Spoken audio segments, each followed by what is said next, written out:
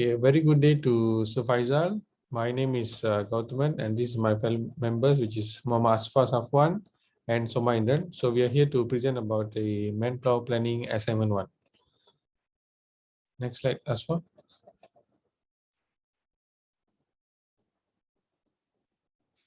Okay, as for the introduction, manpower planning is concerned with the coordination, motivation, and control of various activities within an organization. Without a doubt, planning is one of the most important aspects of any organization. No organization can achieve its objectives without proper planning. So human resource planning is also known as manpower planning. Manpower planning is the development of strategies to match manpower supply to job availability at organizational, regional, or national levels. So for the second point, manpower requirements must be assessed, located, and harnessed in order to achieve a goal. So manpower planning necessitates not only a simple assessment of the number of men needed, but also their categories, skills, and balance allocation. So I'll pass it to the next presenter. Thank you, Gautaman. Hi, sir. My name is Soma Indran. So here I will be presenting about Article 1, which is sustainability issues in fresh veggies, hyperlocal fruits and vegetable delivery model. As for the first point, it was a dream project for all of the founders with careful planning. Fruits, vegetables, and grocery items have been identified as a growing category by major e-commerce players such as Amazon, Flipkart, and others, and also being targeted by hyper-local delivery chains such as Big Basket. A number of critical issues confronted the venture, including a lack of orders, wastage issues, delivery issues, and software bottlenecks. On a sultry, starry night in December 2016, the co-founders of Fresh Veggies, a hyperlocal e-commerce startup, decided to close their doors.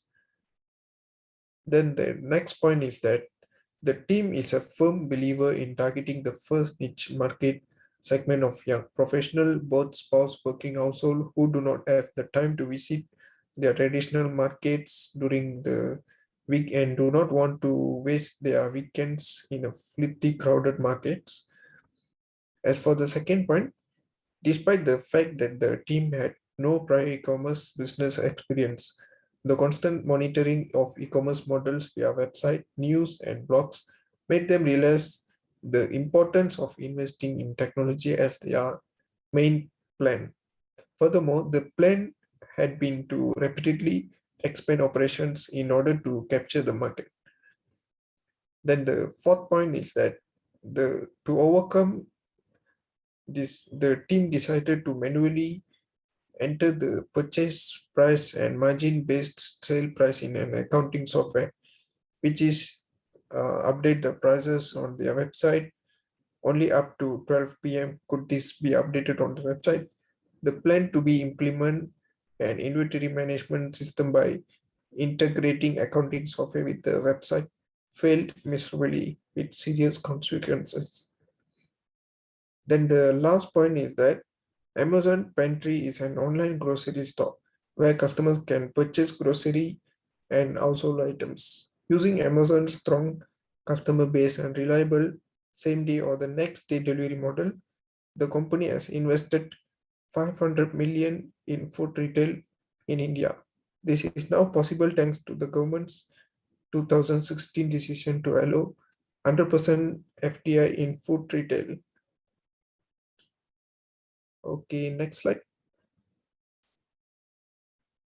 Okay, as for the second article, trends in turnaround maintenance planning, literature review. For the first point, SUM provides a unique opportunity for the maintenance department to perform some preventive maintenance activities that would be impossible to perform under normal production conditions. For the second point, to lead and organize, effective communication is required. The third point is that planning skills are required, particularly during the term preparation stage in order to precisely define the work, scope, and estimate duration of each task. Then the next point is that negotiation skills are required because the number of personnel in a typical petrochemical plant at the peak of the thumb can be more than 100 times the number at regular times. Okay, that's all from my part. Thank you. Okay, as for the Article 3, which is the title is Measure What Matters, Descriptive and Predictive Metrics of HRM Pathway Toward Organizational Performance. For the first point, many organizations are struggling with an old human resource data reporting system that have the drawback of dealing with non-actionable data in today's volatile, uncertain, complex, and ambiguous, which is a VUCA world. So in this cutthroat business world, HR data is essential for determining performance metrics. The measurements are measurements that were made for a particular purpose, and the data is thought of as raw and disorganized information. As for the second point, human resources practices primarily encompass labor relations, health and safety, training and development, internal communication, employee engagement, pay and benefits, performance management, and diversity management. So HR metrics can be used to gauge the effectiveness of HR practices. So human resources practices primarily these HR procedures offer both financial and non-financial effects that can be used to deliver HR business results. So both quantitative and qualitative data are included in these HR measures. So the HR data is a valuable resource. The next point would be processing and analyzing HR data can produce measurements and forecasts. So data quality must be considered before processing or analyzing the data, because incorrect data processing may result in inaccurate metrics, which will confuse the HR manager's judgment.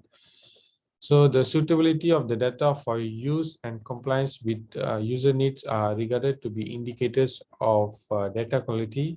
So data quality has 4 components, including completeness, correctness, validity, and consistency. Next slide, please. Okay, as for the Article 4, the title is Evaluating Performance of an Untargeted Urban Food Security Scheme in India. So for the first point, the first 2 sustainable development goals, ensuring food security and reducing poverty, are crucial for policymakers worldwide because of rising rural to urban migration.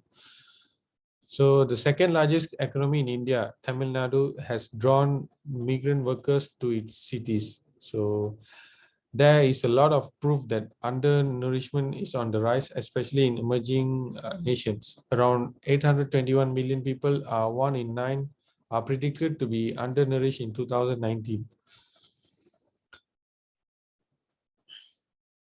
Okay, as for the second point, food security is one of the top priorities of the government of India's 12th 5-year plan, and the National Food Security Act was passed by the central government in 2013.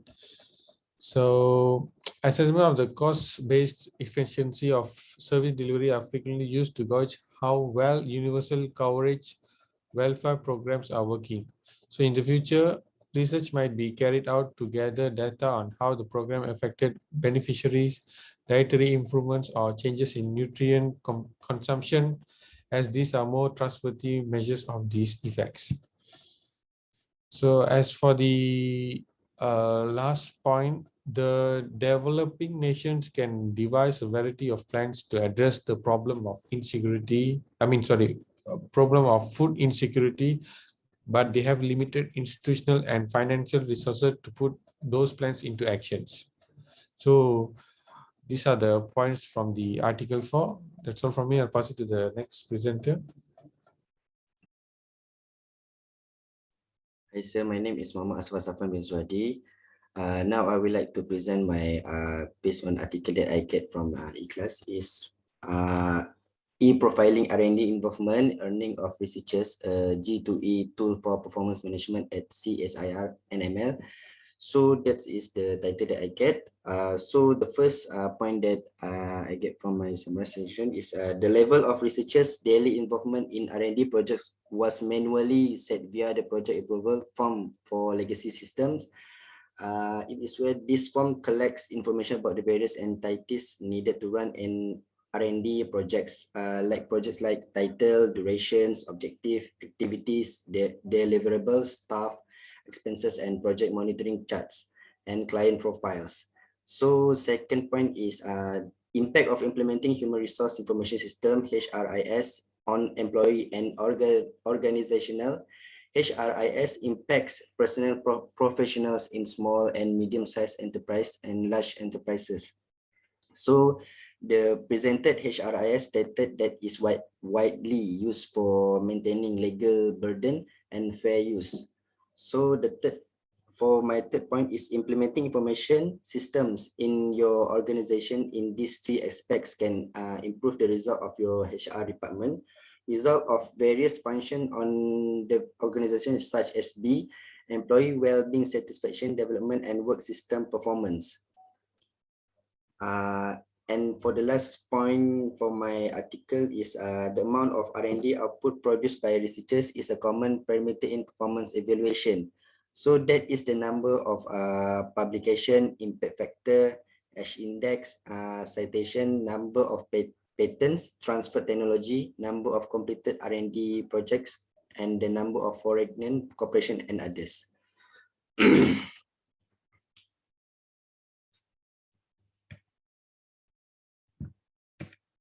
So the next article that I choose is a two-stage solution approach for unequal area facility layout problem with bidirectional, relaxed, flexible base structure. So the first point is the proposed heuristic method optimize layout planning to minimize HC and indirectly optimize space utilization by reducing free space in the layout. So the first phase of layout design assumes that all facilities are the same size and use the QAP model. QAP is resolved with heuristic SA method. And the second step propose a heuristic method to find the optimal width and facility dimension for each bay. So the next is the two-step approach proposed for UAFLP creates a flexible bidirectionally relaxed bay on the shop floor with the goal of minimizing MAC, and the amount of R&D output produced by researchers is a common parameter in the performance evaluation. So it is assumed that the area of all facilities is equal and there is a unit area and the problem is modeled as a QAP model. So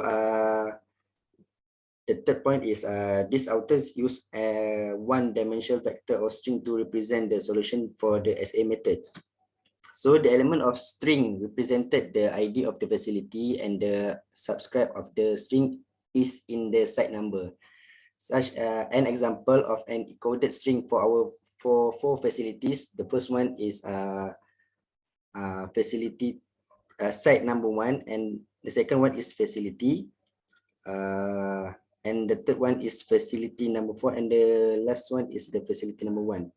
So for the conclusion, the first point is manpower planning is a two-stage process because it not only analyzes current human resource but also forecasts manpower and thus creates employment programs. Second is manpower planning underpins all recruitments and selection programs, and it also helps to reduce labor costs by identifying excess personnel and avoiding overstaffing. So that's all from us, sir. Thank you.